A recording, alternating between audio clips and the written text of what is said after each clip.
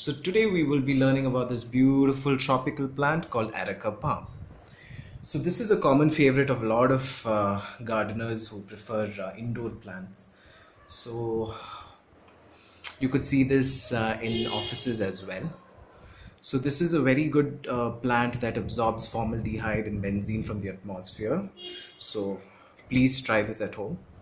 So little bit of history about this particular plant is that I had bought this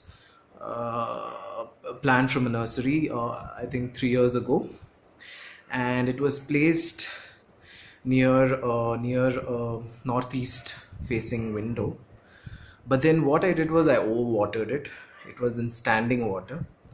So because of less sunlight and because of the plants standing in water, it died, and the leaves started becoming black, and it almost the entire plant was black, and there was no moisture in the leaf, nothing. So I decided that I had to do something. I took it outside. I gave it some sunlight, as in much better sunlight. So I watered it regularly, but not.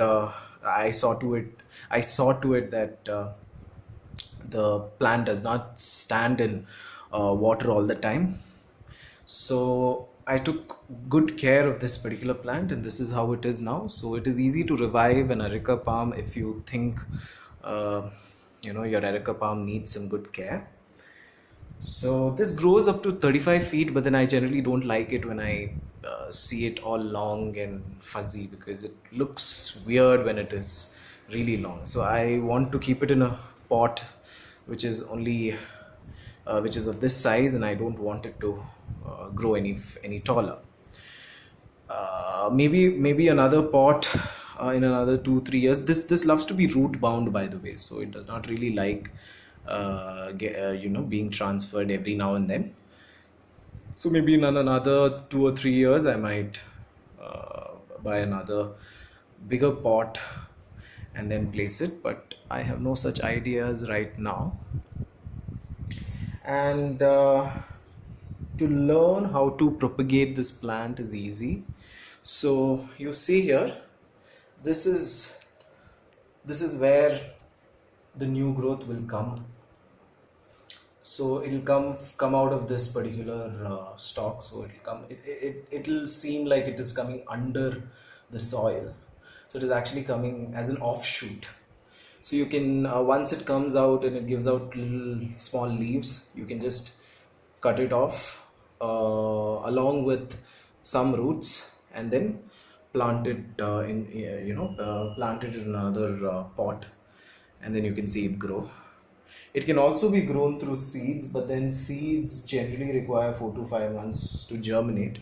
So I would prefer an offshoot way of propagation. And this loves nitrogen rich fertilizers, because the more the nitrogen, the more green leafy it would look. And then water, obviously it loves well drained soil. So you can do the dip finger test. I will show it to you right now. So what happens is, now if you see the soil, it is actually dry. It is like bone dry. It does not have water at all. So now if you take if you take an ice cream uh, stick or something like that, or something like this that I have, something that is plasticky, if you stick it into the soil and take it out, you don't see any remnants of soil here. It's just dry soil. When you just do this, brush it off, it just goes off. So when you reach this stage is when it requires water. So now I have actually wet the soil to just show you how to do the finger dip test. So instead of finger, I'm using this particular thing that you find in shirt collars. You can also use an ice cream stick for it. So you can dip this inside. So if you see something like this, then please do not water the plant at all. This means that there is enough water for the plant, and once the water is completely out, the leaves will start showing this signs of underwatering, and that is when you have to add water. And this is true for all indoor plants as well as outdoor plants, because too much of pampering also kills a plant, and that's the biggest reason that a plant dies more than actually underwatering. So please be careful the next time. And talking about pruning, pruning is very important. If you see such leaves which are a little baldy and uh, eaten by caterpillars, these as in, do not worry, I do not have caterpillars right now. I have I've actually used the organic pesticide that I've made. So I've used that, and I've actually driven them away before taking them inside. So please be careful always when you bring palms from outside and get it inside. It is always good that you spray it with an organic pesticide and then bring it inside, and then check if there are aphids or caterpillars or any such insects. Please drive it away and then bring these plants inside. So now you see this leaf here, so I'm going to prune this. So I have already sterilized this particular secateurs.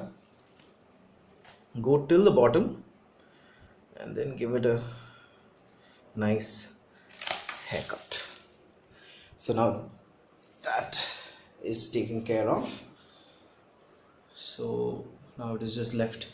So you can see this is almost drying, but then I do not want to cut it. I do not want to cut it. Let it be there. Or if you want, you can cut that also, because I have a new frond that is coming.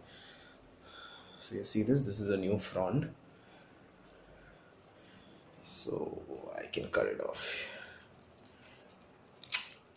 Yeah. So this is how it looks now. So thank you for watching, folks. Happy gardening, and please bring an Areca palm home, because it not only gives you its enchanting beauty, but also uh, helps the indoor environment. Yeah.